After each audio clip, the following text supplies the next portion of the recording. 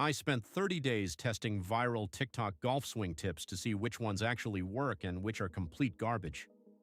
One tip from professional swing advice completely transformed my driver distance, while another trending technique nearly destroyed my short game forever. My starting handicap was a humbling 22, a number that meant I was slicing drives into the woods and chunking irons into the dirt more often than I care to admit. Armed with this baseline, I dove into TikTok's endless scroll of golf content and cherry-picked the 5 most viral swing tips that promised miraculous results.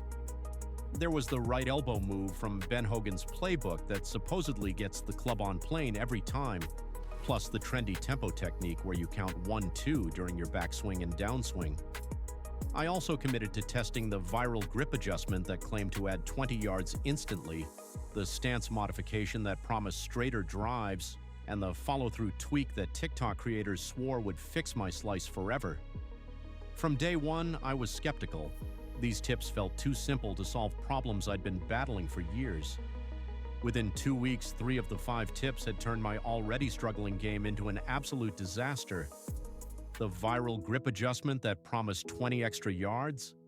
It gave me the worst case of the shanks I'd ever experienced, balls flying 40 degrees right of target, sometimes hitting other golfers.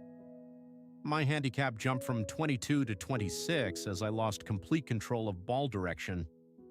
The trendy tempo technique was even worse, creating this robotic, choppy swing that felt like swinging underwater. But the real nightmare was the stance modification that supposedly guaranteed straighter drives. Instead of fixing my slice, it created this violent hook that sent balls careening into the left rough on every hole. By day 14, I was seriously considering abandoning the entire experiment. My playing partners were suggesting I take a break from the course altogether. Have you ever experienced the shanks after changing your grip? Those dreaded shots that fly 40 degrees right when you're trying to add distance? Comment your answer below. Now let's see which of the remaining 2 tips actually delivered on their promises. But then week 3 arrived and everything changed. The right elbow move from Ben Hogan's playbook, the same technique I dismissed as too technical and old school, suddenly clicked during a practice session on day 18. I started incorporating a deliberate pause at the top of my backswing, and my handicap dropped to the lowest it had ever been while increasing my distance. My drives went from averaging 210 yards to consistently hitting 235 yards, with some bombs reaching 250. More importantly, my slice disappeared almost entirely. Balls that used to curve 40 yards right were now flying dead straight down the fairway.